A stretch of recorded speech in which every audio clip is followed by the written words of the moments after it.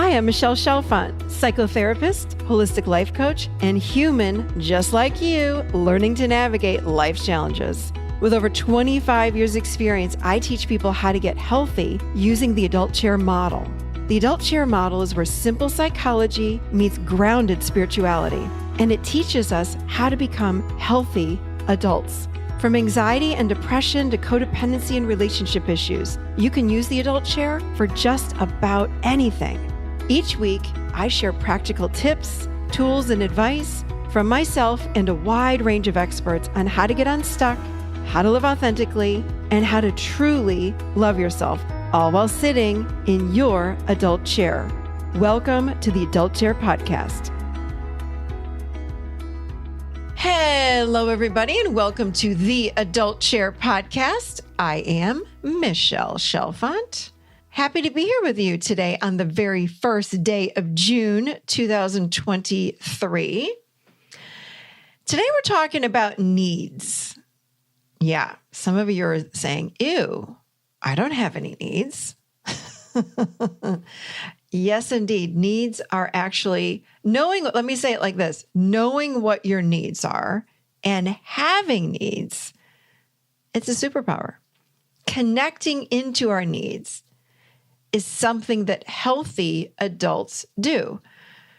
You guys, knowing what the adult chair is all about, something that we want to do is really connect deeply into our emotional needs. And unfortunately, somewhere along the line, many of us disconnect from our emotional needs. Let me tell you what a few emotional needs are. Something like, I need a hug.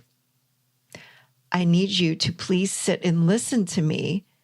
I have something to share with you. Can you be present with me as I share? Things like these are emotional needs. Now, we might know, well, I need to eat. I need to go to the bathroom. I need a haircut. That's very different than what we're talking about. Emotional needs are a big part of what we do when we live as emotionally healthy and balanced humans. So I was really, really excited to have on the show today, Mara Glatzel, and we talked all about this topic. And I got to tell you something, she addresses needs are weak. You know, a lot of people think this. Are needs weak? No, they're not. Needs are a burden. Neediness is not feminine. I've heard this a lot over the course of, my whole practice, 20 some years. Neediness is something that people should not have. We need to be strong. No, not true. What are the top 2 human needs? We talked about those. Self-care and self-partnership. What does that exactly mean? And why do we struggle with our needs? So we hit on so many incredible topics just around our needs. Being connected to our emotional needs is absolutely something that we want to learn how to do again. So if you're somebody that has disconnected from that part of you or is not quite sure what you need from an emotional perspective, then I would encourage you to do some inner child work. That is a phenomenal way to tap into our needs because the inner child, remember, is the source of our true feelings or emotions and our true needs, our emotional needs.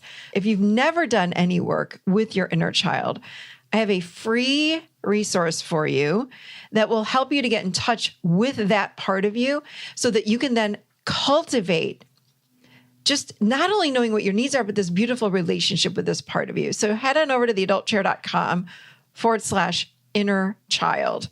And it is beautiful. 2 guided meditations, journaling prompts to help you on your way to discover what your true needs are. And of course, connect to your inner child. Okay, let me tell you a little bit more about Mara. So Mara Glatzel is an author, intuitive coach, and podcast host who helps humans stop abandoning themselves and start reclaiming their humanity through embracing their needs and honoring their natural energy rhythms. Her superpower is saying what you need to hear when you need to hear it, and she is here to help you believe in yourself as much as she believes in you.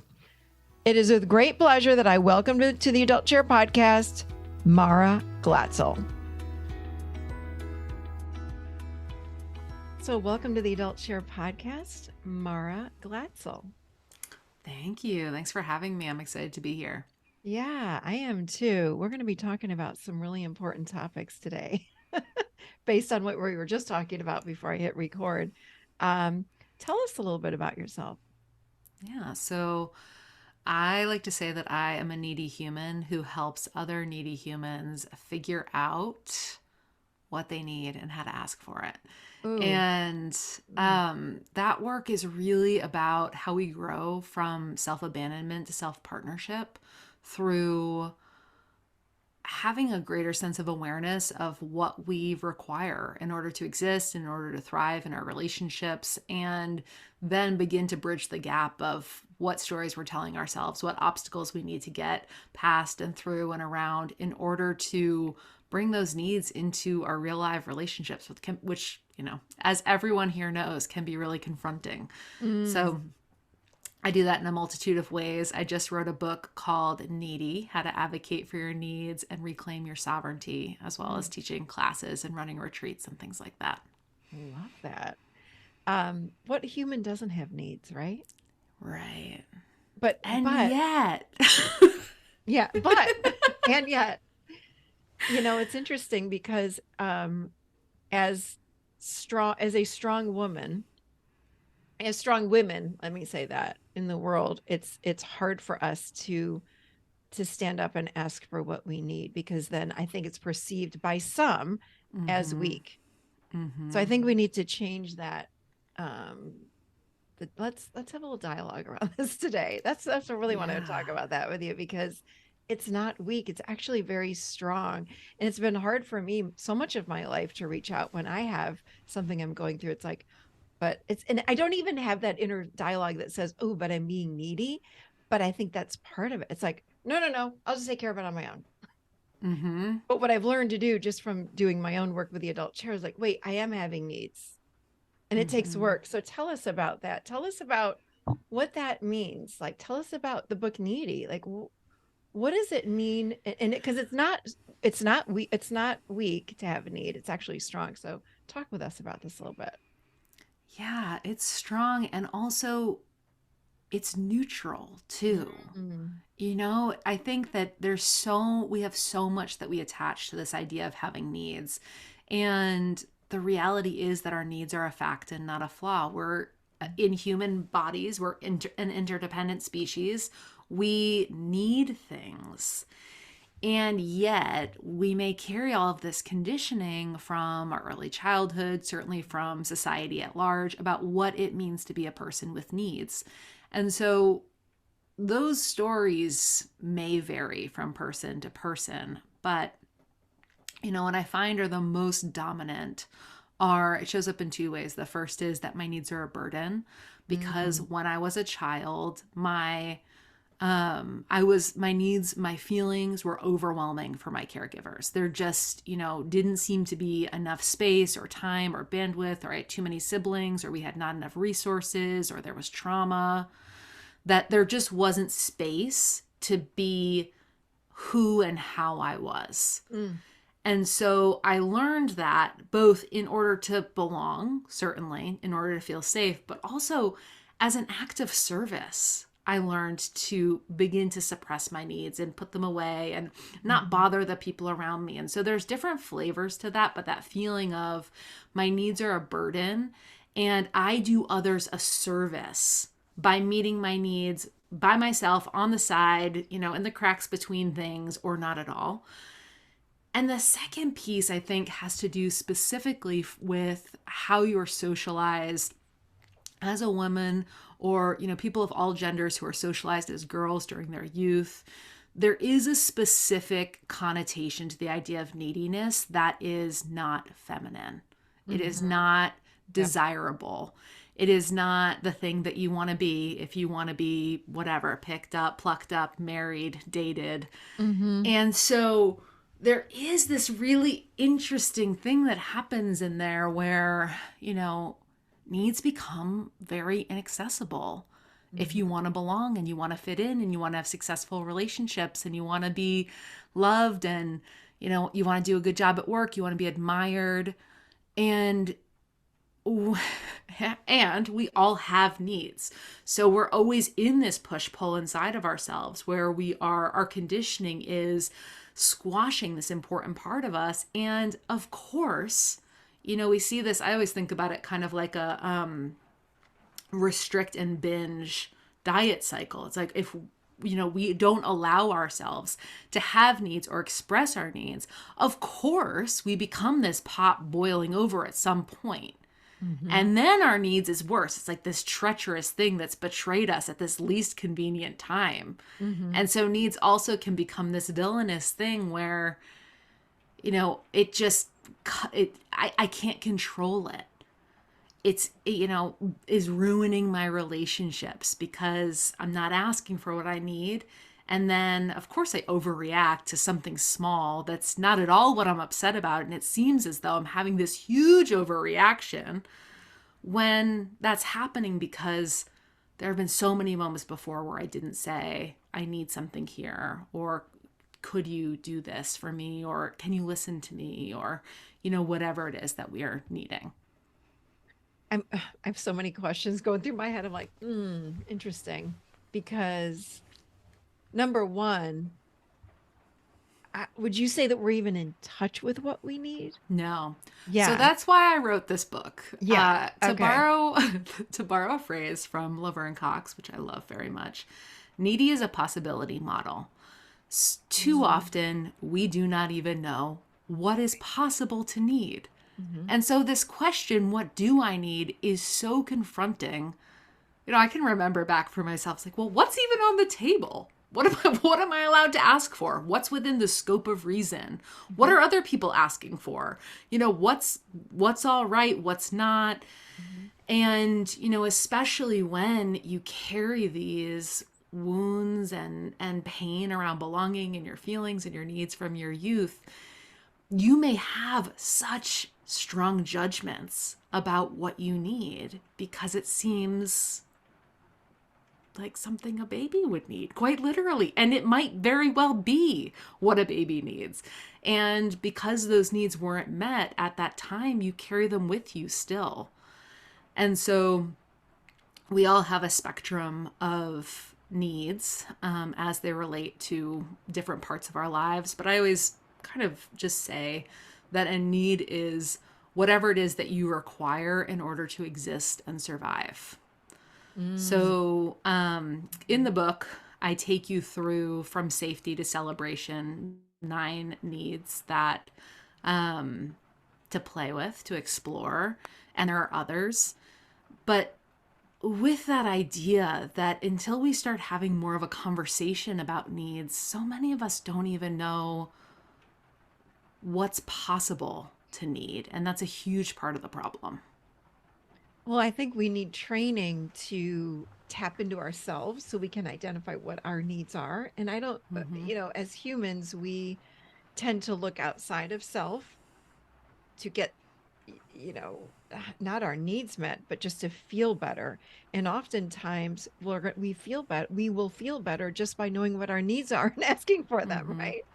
But we don't even know what they are. What can you give us, like, just maybe the most common 2 human needs? Are there the top 2? You have a top 10 list or something? I have a top 2 list. A top 2 list. I think that our most common needs are belonging and safety. And I think that belonging is a quick cover for safety. Because, of course, when we're children, we have to belong to our families of origin, to our caregivers, for our actual safety.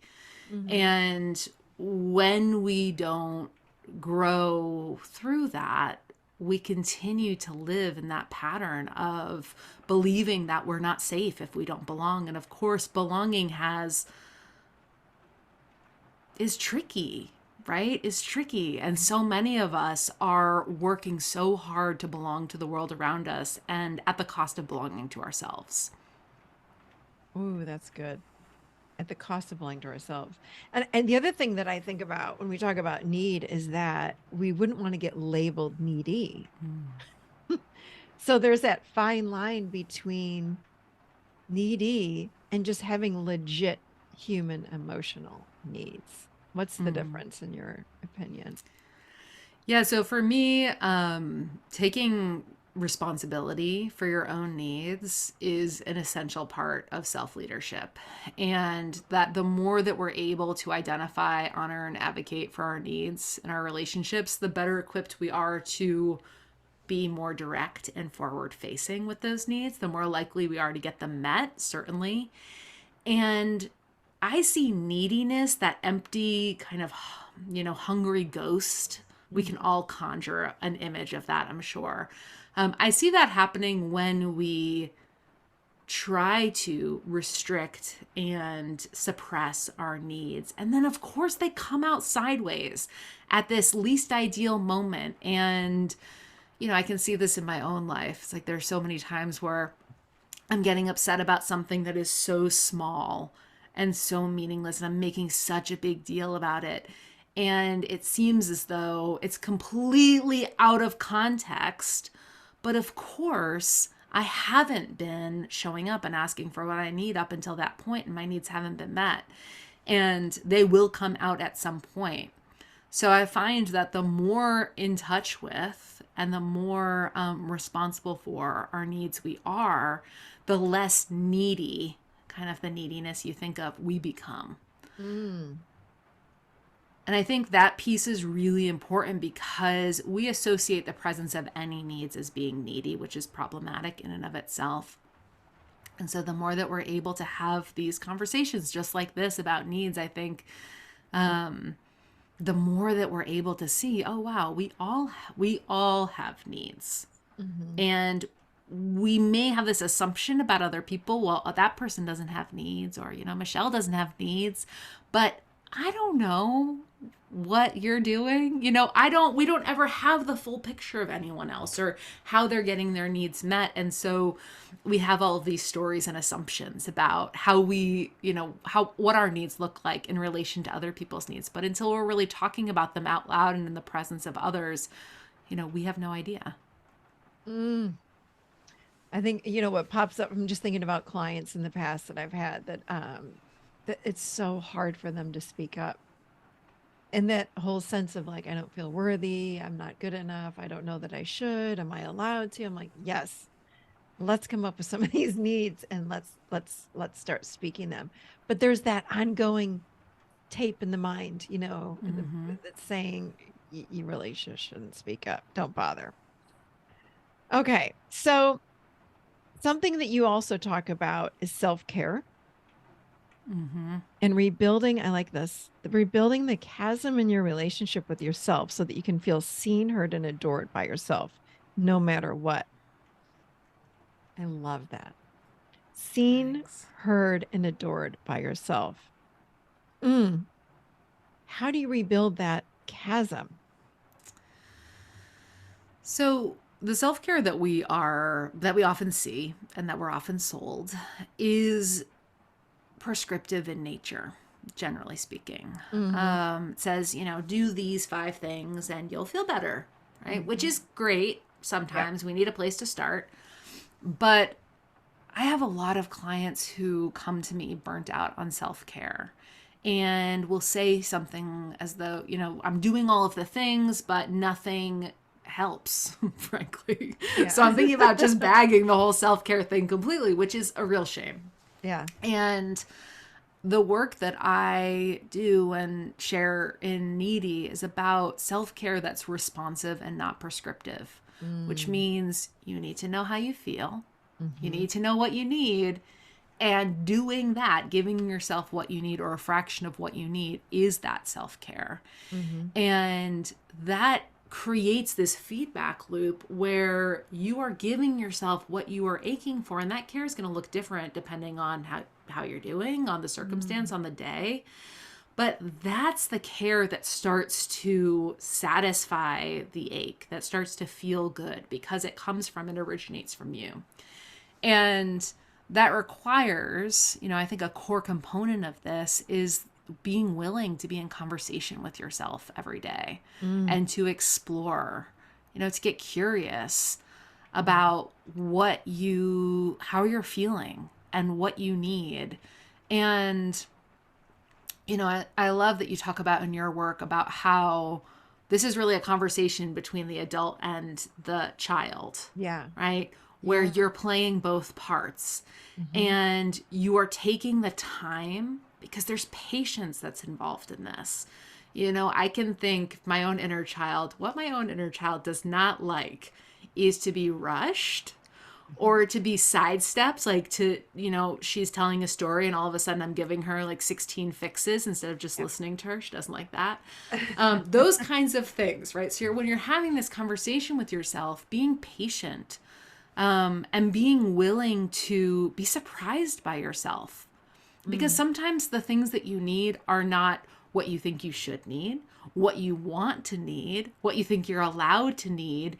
And in there, I think so much of the care that we're aching for is tucked into that. It's like, what are the needs that I have, that feel uncomfortable to have, right? That I don't maybe even want to have. I have so many clients who will come and say, I'm okay with needing the kinds of things I see on Instagram that look lovely and photograph well, and I'm not okay. I'm not okay with needing, these other things. And of course, but there is a piece of this work, the piece of the healing that is in being with those things that you are well conditioned to push away. And the more that you're able to acknowledge those needs, honestly, some of them don't even need to be met. They just want to be heard. And that piece is so important in and of itself. Give us some needs. Tell us some more needs. Yeah. So, the need for sustenance, for what, I think that's both feeding yourself physically, right? Actual food, but also feeding yourself emotionally, coming into contact with things that are inspiring for you. Rest is, of course, huge. And interestingly enough, about rest is the language many of us have for I need something. We'll say I'm tired, or I need more sleep, I need a nap. And probably you are physically tired, but you also might be spiritually tired. You might be tired in such a way that you're longing for community or connection. This is what's so interesting. I'm giving you kind of the overarching umbrella needs, but underneath them, we may experience that need in our own unique way. So, if I'm feeling tired and what I'm really needing is some downtime to connect with my best friends in real time, and that's what's giving me that energy, right? That might meet a rest need, even though it's not, horizontal sleep. Other needs are trust, sovereignty, integrity. I said belonging before. Love, which is huge. And celebration, which I think is also much bigger than many of us are willing to admit. I find people have a really hard time with celebration. And I work with a lot of women, a lot of mothers in particular, who are just aching for appreciation and acknowledgement. I think appreciation and acknowledgement can be a form of celebration. And so there's some good needs for you. I just have to, I want to get your opinion on this, but I know when I've worked with clients in the past, they're surprised when they sit with themselves and they come up with these needs. And when I'm doing the work, when I used to see clients, I would have actually 3 chairs in my office. I'd have the child, adolescent, adult, and I would have people sit in their child chair and I'd say, just close your eyes. And anyone can do this that's listening to this right now. You can sit in a chair wherever you are and you just close your eyes and you go deep within yourself and connect into to that younger part of self. And then ask, like, what do you need? And they're surprised. They come out of they'll open their eyes and say, I'm hearing I just need a hug, or that little part of me just wants a hug, or wants to call a friend, to what you were saying, belonging, connection. Oh, and I can't tell you how many times people have said, I'm so shocked. I just never thought that that's what I needed. And it's like when we get what I call living chin up, when we go above the chin and we're trying to figure it out, we'll come up with all these ideas, but they don't really plug into the soul, to what's underneath it all. But when you take a moment and slow down and really tune in and ask yourself, what do I need? And then you start building that relationship with that inner part. Wow. I mean, it changes things, doesn't it, for people? Like, it's a It really beautiful does. form of self-care to just check in with self. Yeah. Yeah. And so I think one of the primary tools that we all need is that check in, Mhm. having I am quite literally talking about talking to yourself Yeah. and saying, Yeah. hey, how's it going? Because this is the piece. You already know how to build relationships. You're already talking to people all day long. Building Hmm. a relationship with yourself isn't any different.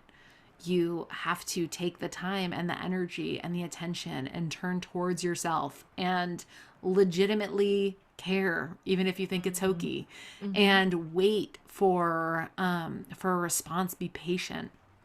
I always like to say that when you first start rebuilding your relationship with yourself, your relationship at this point might be that kind of frenemy where you only call them when you need something and it's an exploitive or an extractive relationship and they know it.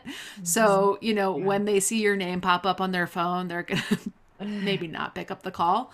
And there may be some rebuilding that needs to happen in your relationship with yourself to get to a point where it feels like there's an open line of communication.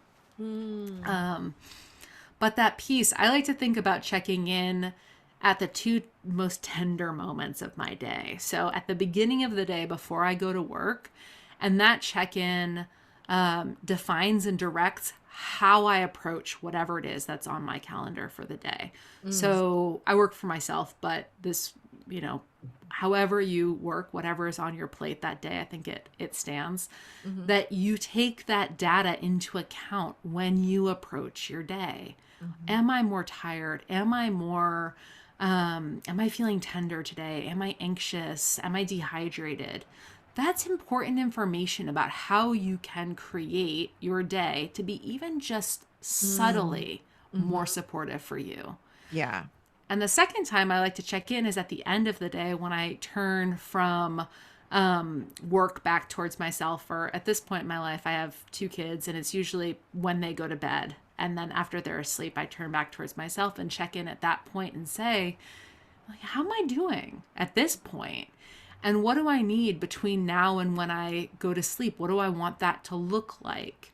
Because if we Right. don't check in, then we may be living our lives on autopilot in so many ways. And there might be these micro opportunities that we could reclaim that don't take that much more time or energy to create just a subtly supportive experience. Mm. And the more we ask, the more data we have. Like, I need a different kind of breakfast. Hmm. Or I don't want to watch TV tonight. I want to write or journal or take a shower or something instead. And that data comes from having that conversation. And I do that in 2, 3 minutes. It's not a heavy lift kind of thing. Yeah. And I think slowing down and checking in, right? We're so go, go, go in our society, aren't we? Like, go, go, go, go, go. Slow down and check in. We got to take the time to do this. So I'm going to shift gears a little bit. Yeah. How did you reclaim the energy you once spent trying to keep others comfortable after years of feeling overlooked and unimportant? How did you do that? How did you reclaim your energy? Well, it first required me to realize how much energy I was putting into that, Ah, which was a lot. yeah. I was spending a lot of my time and energy in a mode of self protection where I was constantly micromanaging other people's perceptions of me and becoming, not in huge ways, but again, in small ways that still is an energy draw, Mhm. becoming what I thought was needed in that situation. Again, there's a lot of mind reading here, right? Where Mhm. Mhm. my childhood was such that I learned how to read a room from a really early age. Mhm. And I was praised for that. And so I grew up believing that that was what was best about me, was what I was able to do for other people and how I was able to be exactly what they wanted or needed without them having to lift a finger or say a word, right? And at a certain point, I had a real breakthrough, where I realized that my life looked exactly the way that I thought that it should look, exactly the way that I was taught that a good life looked, but that it didn't reflect me, and that it didn't feel, inside I was just, sort of running around trying to hold things together. I suddenly got a flash of, that movie Encanto, where No, Bruno, it's a Disney movie I didn't about, know. this is so good for exactly this kind of conversation. But anyway, there's a character who's behind the scenes, like patching up the inside of the house constantly. And that was me. On the Oh, wow. inside, it felt terrible. And I was exhausted and I was burnt out. And I was really afraid that if I let anybody know me, that I would be rejected or abandoned. I mean, it feels silly to even say it like that, because it was such a deep and profound fear. It ran my entire life. Mm. And so it was heartbreaking to really acknowledge that and to grieve how much of my life I had spent in that way. And also how I had been conditioned, as a person in a bigger body. A lot of this had to do with my relationship with, the diet industry from such an early age, that who I was not great, was not acceptable, and that I needed to be other than I was. I needed to constantly be working on who I was. And so it had deep roots, and there was a lot of healing that needed to happen internally, for me to feel safe enough to even have enough resource of a nervous system to begin these experiments. And it for a long time, I did this work in my relationship with myself only, where I would have these sort of small experiments. And I knew that a big piece of this was how responsible I had felt as a child. And so I never had that real experience of being a child. And so, this was a lot of inner child work, a lot of like, what do I want? What do I need? What do I want to eat? Playing in these different corners of my life before I even built up enough confidence to begin kind of soft launching my true self and my relationships. And so, the process, it took a while. And I think allowing it to take a while was such a gift and so healing in and of itself that, I presumed, well, I've lived many years of my life in this way. And so I don't anticipate that it'll change overnight. And I don't anticipate I can do it by myself. But for right now, what feels the safest is doing it in these small ways, or talking about it in therapy, but not talking about it with my partner or with my friends quite yet, my family of origin. That kind of came with time. The more confident and comfortable I felt, the more I was able to bring that fully expressed version of myself to my relationships. And, when it comes to talking about what we need, so often we rush past the conversations that we're having with ourselves to hyper focus on, well, how am I advocating for these needs? Well, I find that's a lot of pressure if you don't even know what you need. And also you're kind of working it out in conversation, which it works in therapy. It works with a professional. It doesn't work with your friend or your partner or your parent. And so not bypassing that piece of really getting more clarity around what I needed just in my relationship with myself before I started to advocate for it in bigger ways externally. Okay, I'm letting that land, what you just said. So this is leading to the next question, and I think you're already kind of answering it. But how you grow your relationship with yourself from self-abandonment to self-partnership? But that was the journey that you're talking about then. Yeah. I think that anything other than a like full-throated acceptance of your needs is self-abandonment. Yeah. And many of us don't identify with the concept of self-abandonment. It seems very dramatic. But, I think about things like, I know I have to pee, but I'm not going to get up and pee. I'm going to make myself write these, like use it as like motivation and write these 3 emails and then I'll get up. Or I'm hungry, but, these ways that we exploit ourselves, use the things that we need, holding them out as a motivator. There are small ways that we self-abandon, or, even believing that who and how we are isn't good enough and that we should be different than we are as an act of self-abandonment. And yeah, so this work really walks you through that path of learning how to stay by your own side no matter what. And, going back to what we were talking about before about the belonging, I think, for so many of us, belonging is rife with self-abandonment. And that's why it feels so hollow. That feeling of I'm at the party, I'm here, but I feel so alone and nobody knows me. And I'm carrying this horrible shame story that if they knew me, I wouldn't be here. They wouldn't like me. They would reject me. And so through this work and really building that self-belonging, you take you everywhere that you are. There's so much power in working on your relationship with yourself. How would someone know if they are self-abandoning? Like, what does that look like?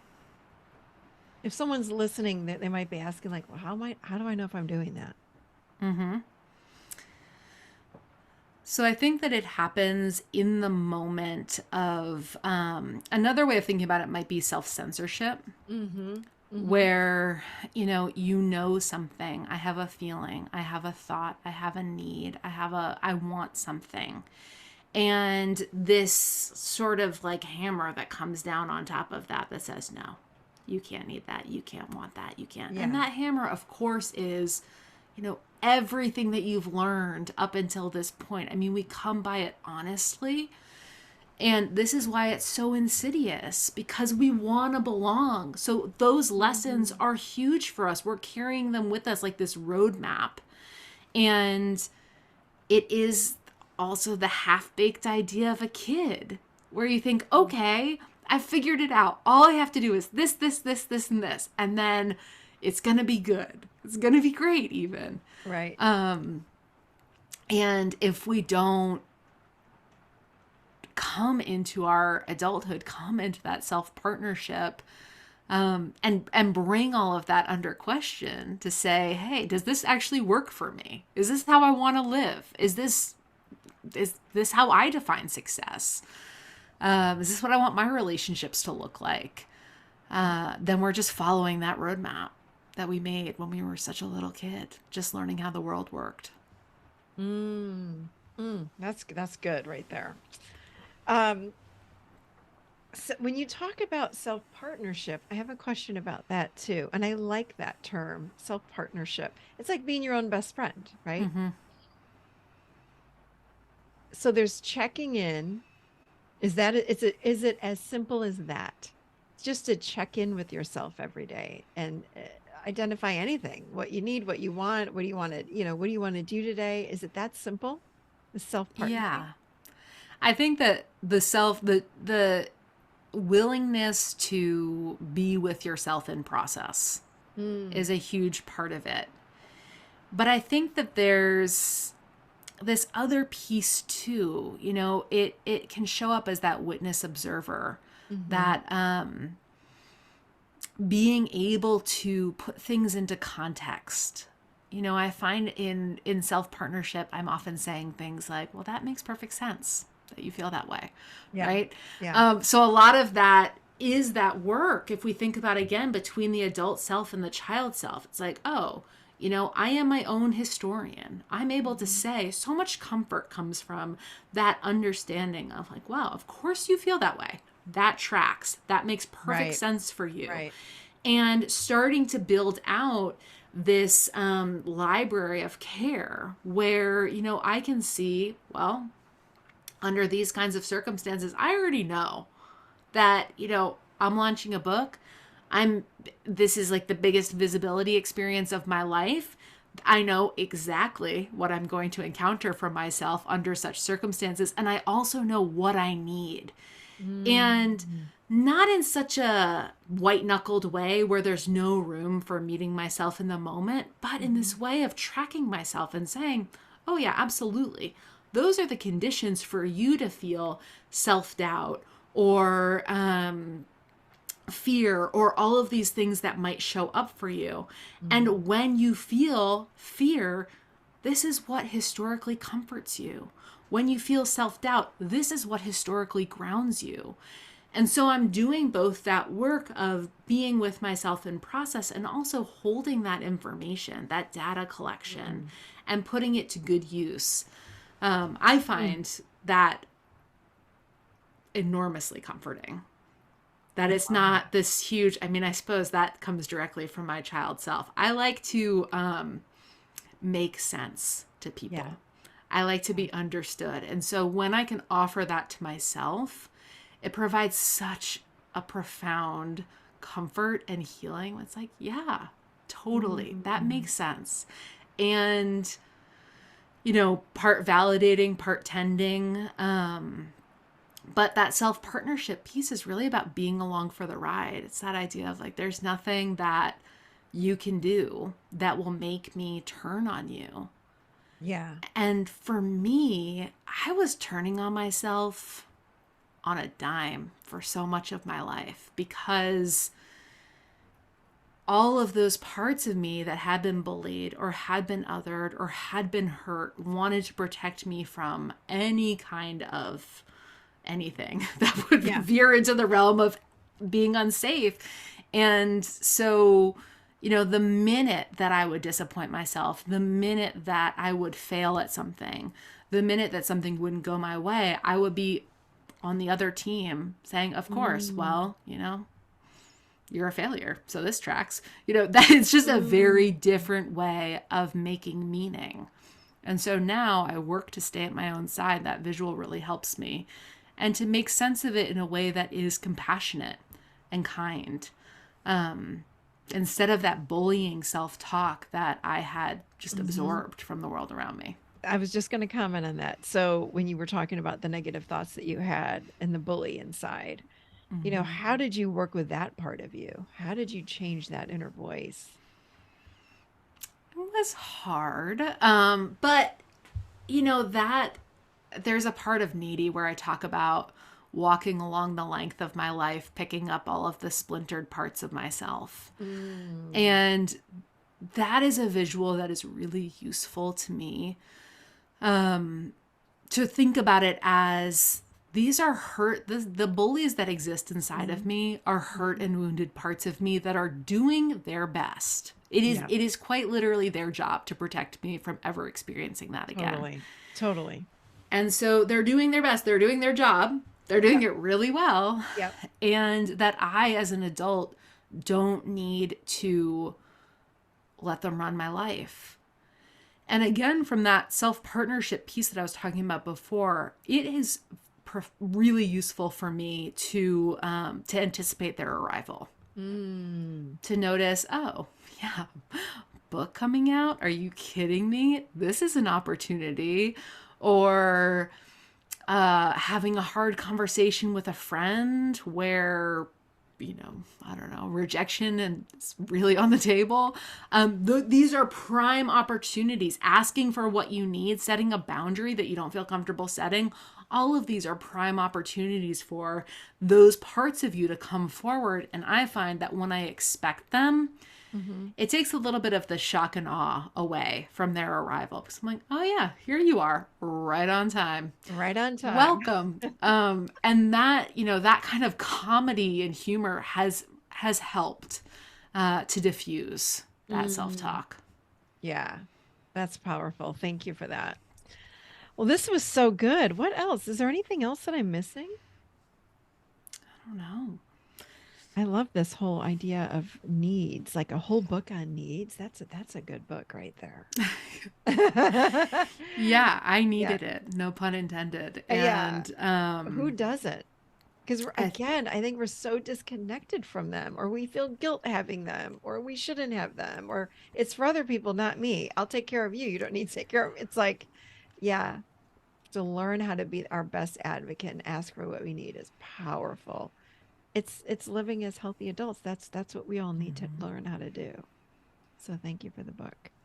You're most welcome. Yeah, I think that, even now in the couple of years it took me to write the book until, it came out, we're talking about needs more and more, which is really wonderful because with something that can elicit so much shame and discomfort, hearing it from multiple angles is really powerful. It starts to reinforce something that, maybe seemed like a wacky idea that one person had, and now it's, a conversation that we're having.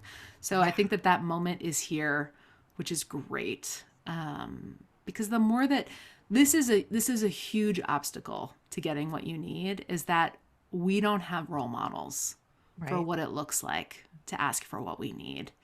And, I look at my kids and I think about this all the time, that they are seeing me ask for what I need every single day. I'm encouraging them to ask for what they need every single day. And what a different way of connecting that is than, even I can't even say that needs wouldn't have been welcome in my home when I was a kid. I'm sure they would have been, but nobody had the vocabulary, nobody was having those conversations. And so I think it's not even that we grow up and it's painful or our needs aren't welcome. It's that they're quite literally not a part of the conversation at all.